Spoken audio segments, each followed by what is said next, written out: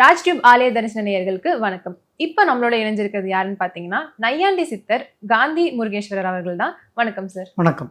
இந்த வீடியோல நம்ம என்ன பார்க்க போறோம்னா 2026க்கான புத்தாண்டு பலன்கள் எப்படி இருக்கு, ராசி பலன்கள் எப்படி இருக்குன்னு பார்க்க போறோம்.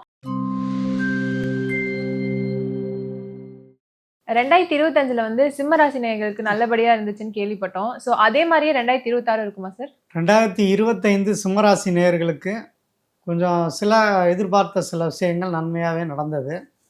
ஆனால் 2026 அப்படிங்கிறப்ப அவங்களுக்கு ஜனவரி 26க்கு மேலே இந்த சனி அப்படிங்கிறது அஷ்டமச்சனியோட வேலையை ஆரம்பிக்கும்.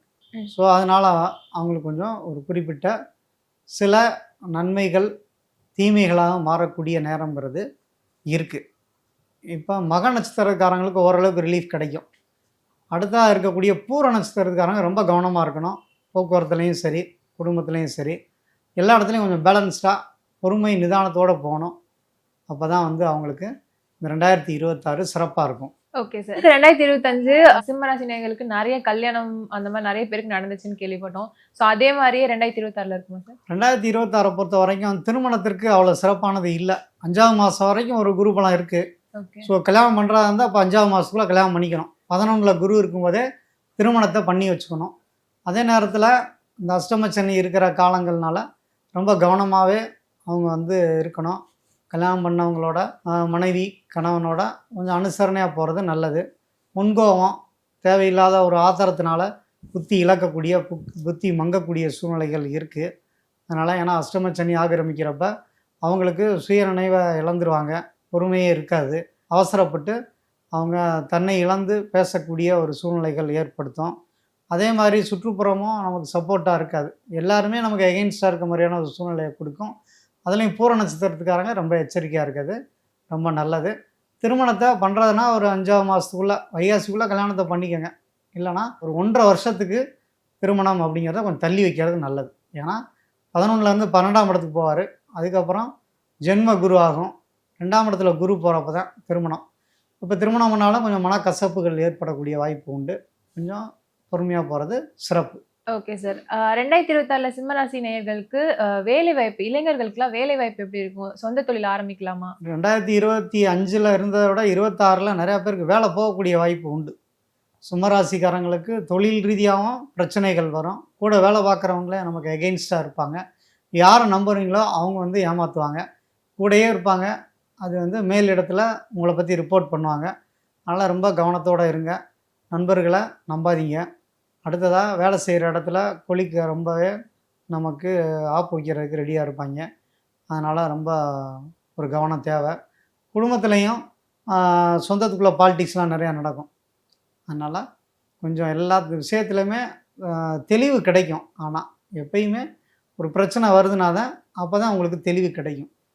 அப்போ நாரதர் கலகம் நன்மையில் முடியும்பாங்க. அதே மாதிரி கலகம் ஏற்படக்கூடிய நேரம் கொஞ்சம் நம்ம அதை அனுசரித்து ஹேண்டில் பண்ணுறதுல அவங்களுக்கு முக்கியமாக இருக்குது. ஏன் நம்ம திரும்ப திரும்ப அஷ்டமச்சனி ஞாபகப்படுத்துகிறோம்னா அந்தளவுக்கு அவங்களுக்கு அதில் பிரச்சனை வரும். ஒரு இடத்துல வாக்குவாதம் பண்ணி போலீஸ் ஸ்டேஷன் போயிடுவாங்க. இல்லாட்டி யாருக்காவது கையெழுத்து போட்டு அவங்க உங்கள் பேரில் லோனை வாங்கிட்டு உங்கள் தலையிலேயே கட்டிடுவாங்க. கோர்ட்டில் உங்களுக்கு எகெயின்ஸ்டாக தீர்ப்பு வரும். அதே மாதிரி உங்களுக்கு நான் ஜாமீன் கையெழுத்து போட்டேன், நான் கடன் வாங்கலை அப்படின்னா உடனே யார் ஜாமீன் போட சொன்னால் நீ தான் கட்டணும்னு சொல்லி நம்மளை ஜவாப்தாரி ஆக்கி நம்மளை கொண்டு போய் கோர்த்து விட்டுருவாங்க. அப்போ கையெழுத்து ஏண்டா போட்டோன்னு ஆயிரும். ஆனால் கையெழுத்து போடக்கூடிய சூழ்நிலைகள் நெருக்கடிகள் வரும். அப்போ அந்த நேரத்தில் நீங்கள் எஸ்கேப் ஆகிக்கிறத உங்களுக்கு நல்லது. வேலை ஒரு தொழில் தொடங்குகிறோம் அப்படின்னு ஒரு ஐடியா வருது அப்படின்னா லோனுக்கெலாம் உங்களை கையெழுத்து போட சொல்லி பார்ட்னர் எஸ்கேப் ஆகிடும். அப்புறம் உங்கள்கிட்ட வேலை பார்க்குறவங்க உங்களுக்கு தெரியாமையே நிறைய விஷயங்களை மறைச்சு பண்ணுவாங்க. அல்லது உங்களுக்கு தேவையான விஷயங்களை அவங்க அபகரிக்கக்கூடிய வாய்ப்பு உண்டு. யாருக்காவது நல்ல நேரம் இருந்துச்சுன்னா உங்கள் பேரில் தொழில் ஆரம்பிப்பாங்க. அவங்களுக்கு நல்ல நேரம் இருந்துச்சுன்னா உங்களை கடன்பட வச்சுட்டு அவங்க ஓடி போயிடுவாங்க. அதனால் உங்களுக்கு நேரம் சரியில்லை. பொறுமையாக இருங்க. யாரையுமே நம்பாதீங்க. இந்த வருடம் ஒரு வீடு வாங்குறது, இடம் மாற்றம் பண்ணுறது இதெல்லாம் வில்லங்கத்தில் போய் முடியும். அப்போ கரெக்டாக நம்ம எந்த டாக்குமெண்ட்டையும் பார்த்து தான் நம்ம கையெழுத்தும் போடணும். டாக்குமெண்ட் பார்த்து தான் விற்கணும், வாங்கணும். இதெல்லாம் உங்களுக்கு எச்சரிக்கையாக இருக்க வேண்டிய நேரம். வாக்கு கொடுத்தேன் நான் காப்பாற்றுவேன்னு சொல்லி முட்டி மோதினாலும் காப்பாற்ற முடியாது. பொய்யான வாக்குறுதிகள் கொடுக்காதீங்க. குடும்ப தலைவர்கள் யாராவது இருந்தாங்கன்னா குடும்பத்தில் பெரியவங்களுக்கு ஆபத்து வரும், கண்டம் ஏற்படக்கூடிய நேரம். அதனால் வந்து எச்சரிக்கையோட கவனமாக இருக்கிறது நல்லது. தொழில் ரீதியாக எச்சரிக்கையாக இருங்க. வீட்ல இருக்க பெரியவங்களுக்கு உடல் ரீதியா குறைபாடு ஏற்படுமா சார்? ஆமாம், பெரியவங்க தாத்தா பாட்டி தான் அவங்க இறந்துருவாங்க. இப்போயே கூட சிலருக்கு மக நட்சத்திரத்துக்காரங்களுக்கெல்லாம் இறந்துட்டாங்க. ஓகே. அடுத்து வரக்கூடிய பூர நட்சத்திரக்காரங்களுக்கும் அது மாதிரி பாதிப்பு ஏற்படுத்தும். ம். பெரியவங்களோட ஹெல்த்தில் ரொம்ப கவனமாக இருங்க. இல்லாட்டி அவங்களுக்கு உடல்நிலை பாதிப்புகள் வரும். அவங்களுக்கு சர்வீஸ் பண்ணுங்கள். அல்லது அவங்க ஏதாவது வெளி இடத்துல பிரிஞ்சு இருந்தீங்க அப்படின்னா அப்பா அம்மாவுக்கு எந்த பாதிப்பும் வராது. ஏன்னா அஷ்டமச்சனி காலத்தில் குடும்பத்தை விட்டு வெளியில் இருக்கிறது ரொம்ப நல்லது, அவங்களையும் பாதிக்காது. யாருக்காவது நேரம் சரியில்லை அவங்க அப்பா அம்மாவுக்கு அப்படின்னா அவங்க கூட வந்து தங்குவாங்க, இல்லை அவங்களோட வந்து மனஸ்தாபம் ஏற்பட்டு பிரிஞ்சு போயிடுவாங்க. அதே மாதிரி கணவன் மனைவி இடையிலையும் கொஞ்சம் அந்யோன்யம் குறையும். வயதான சிம்மராசிக்காரங்க ரொம்ப எச்சரிக்கையாக இருக்கணும், போக்குவரத்தில் கவனமாக இருக்கணும், பாத்ரூம் இது மாதிரி இடங்கள்ல எச்சரிக்கையாக இருக்கணும். வழுக்கி விழுகக்கூடிய சூழ்நிலைகள்லாம் அவங்களுக்கு ஏற்படுத்தும். அதனால் இதெல்லாம் தெரிஞ்சுக்கிட்டு நடந்துக்கணும். என்னடா சிம்மராசிக்காரங்களுக்கு வந்து அடிபடும், உடம்பு முடியாமல் போகும், வேலை கிடைக்காது, வேலை போயிடும், கல்யாணம் பண்ணக்கூடாது அப்படின்னு நெகட்டிவாக நான் சொல்லலை, உண்மையை சொல்கிறேன். ஏன்னா இதெல்லாம் வந்து நம்ம செஞ்சுட்டு வருத்தப்பட முடியாது. எல்லாமே கல்யாணம் பண்ணிட்டா மாற்ற முடியாது. அப்புறம் அதோட ஓரியாடி டைவர்ஸ் வரையும் போய் அஷ்டமச்சனி முடிகிறப்ப டைவர்ஸ் ஆயிடும். அப்போ இது தேவையா? அதனால் கல்யாணம் சேர்க்கணும். அதே மாதிரி தொழிலுக்கு இல்லை நான் வந்து தனியாக தான் தொழில் பண்ணி நான் வந்து பெரிய அம்பானி ஆயிடுவேன் அப்படி இப்படின்னு சொல்லி டயலாக் பேசி இருக்கிற 1 லட்சம் 2 லட்சத்தையும் கடனை உடனே வாங்கி 5 லட்சம் 10 லட்சம்னு கடனை கொண்டு போய் நிப்பாட்டி விட்டு அவங்க குடும்பத்தையும் சிக்க வச்சுட்டு ஓடிடுவீங்க. வாக்குவாதம் பண்ணி போலீஸ் ஸ்டேஷனு கேஸ் இது வரும், கையெழுத்து போட்டு அடுத்தவனுக்காக பணம் கட்ட வேண்டியிருக்கும். இப்படி எல்லாமே சிறப்பு இல்லாமல் தான் இருக்குது. உங்களுக்கு 2026 யோகமாக மாற்றணும் அப்படின்னா நீங்கள் முதல்ல மாறணும். அவசரப்படக்கூடாது, பொறுமையாக தான் இருக்கணும். நல்ல தசா புத்திகள் இருக்கவங்க நான் இப்போ சொன்னதை கேட்டு சரி அவசரப்படாமல் இன்னும் இருக்கிற வேலையில் அப்படியே போவோம், பொண்ணு கிடைக்கலாம் பரவாயில்ல, நம்ம வந்து லேட்டாக கூட கல்யாணம் பண்ணிக்குவோம் அப்படின்னு நினைக்க வேண்டியிருக்கு. எனக்கு 27 29 ஆயிடுச்சு, இன்னமும் நான் தாமதிக்கணுமா அப்படின்னா வந்து கல்யாணத்தை பண்ணிவிட்டு அவதிப்பட வேண்டியிருக்கும். அதனால் கல்யாணத்தையும் தள்ளி வைங்க. வேலை வாய்ப்புகள்லையும் கவனமாக இருங்க. நல்ல வேலையாக தேர்ந்தெடுத்து போங்க. வெளிநாடு கிடைக்குதுன்னு சொல்லிட்டு தெரியாத இடத்துல போய் அங்கே போய் அகப்பட்டுக்காதீங்க. ஏன்னா அகப்பட்டவனுக்கு அஷ்டமச்சனி. அப்போ இங்கே சொல்கிறப்போ ஒரு வேலை சொல்லுவாங்க, அங்கே போய் இன்னொரு வேலையில் போய் மாட்டிக்க வேண்டியது. அப்போ நம்ம கனவு கண்டோம்னா கெட்ட கனவுகள் வந்து ஊமையாக இருக்கையும் வெளியில் சொல்ல முடியாது. அது மாதிரி வந்து திருன்னு முழிச்சிட்ருப்பீங்க. அதனால் பெரியவங்க பேச்சை கேளுங்க. அவசரப்பட்டு எங்கேயாவது மாட்டிக்கிட்டு சொல்லவும் முடியாமல் மெல்லவும் முடியாமல் தவிப்பாங்க.